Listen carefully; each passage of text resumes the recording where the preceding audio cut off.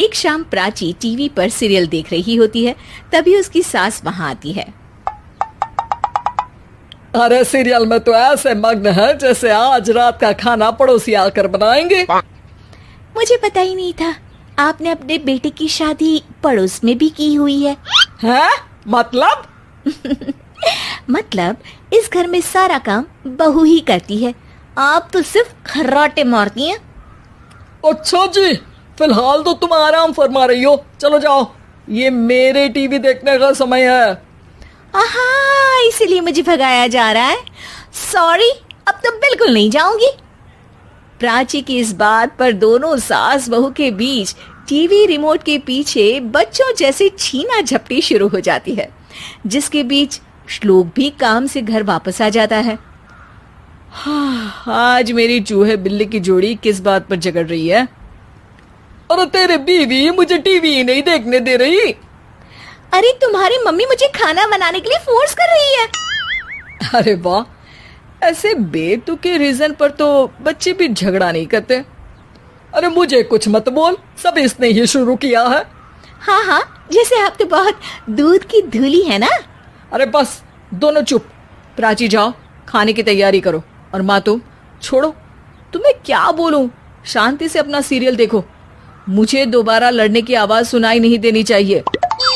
ऐसा बोलकर श्लोक वहां से चला जाता है, जिसके पीछे पीछे प्राची भी कुछ न कुछ बड़बड़ाते हुए रसोई में चली जाती है। हाँ हाँ, सासू जी को तो कुछ बोलेंगे ही नहीं, बस मुझ पर ही हुक्म चलता है, खाना बनाओ, जैसे मैं इनके घर में खाना बनाने के लिए आई हूँ।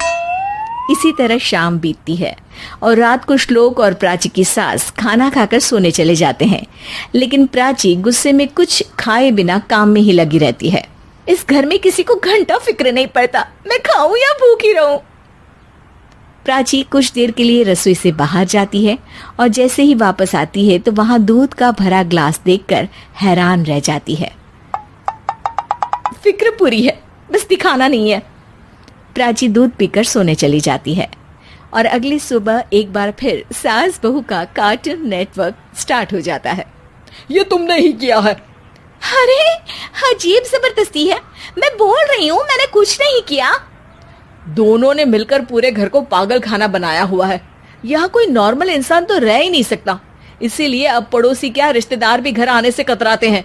और सुन बेटे, तू भी चंगा, तेरी माँ भी चंगी, तेरी बीवी भी चंगी, रिश्तेदार।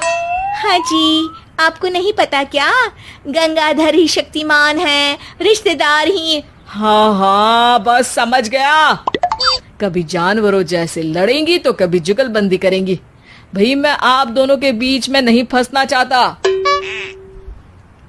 सास बहू की इस मनमौजी जोड़ी से परेशान होकर श्लोक अपना सिर खुजलाता वहां से चला जाता है। चलो अब मैं भी कीर्तन में जा रही हूँ।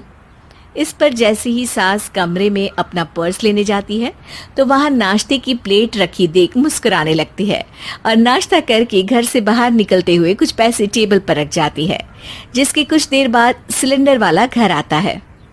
ओ मोरी मैया, मैं सिलेंडर के बारे में तो बिल्कुल भूल ही गई थी।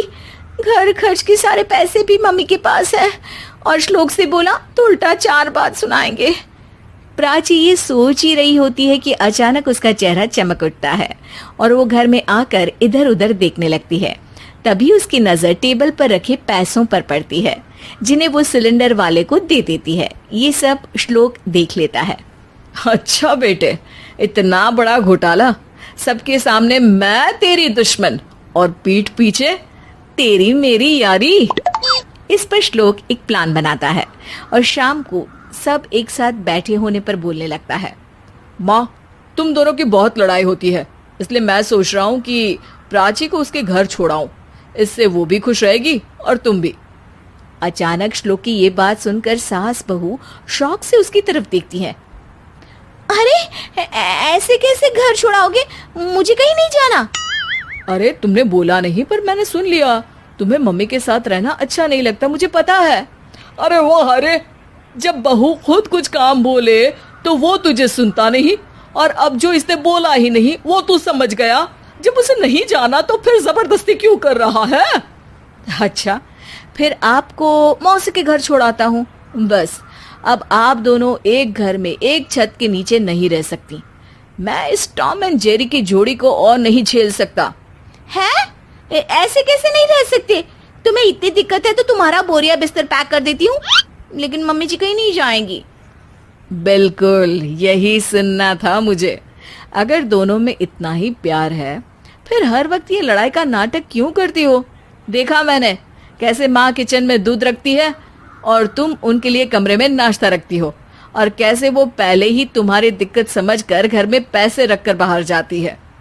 अरे भाई, इतना ड्रामा तो डेली सोप में भी नहीं होता जितना तुम दोनों ने इस घर में फैलाया हुआ है।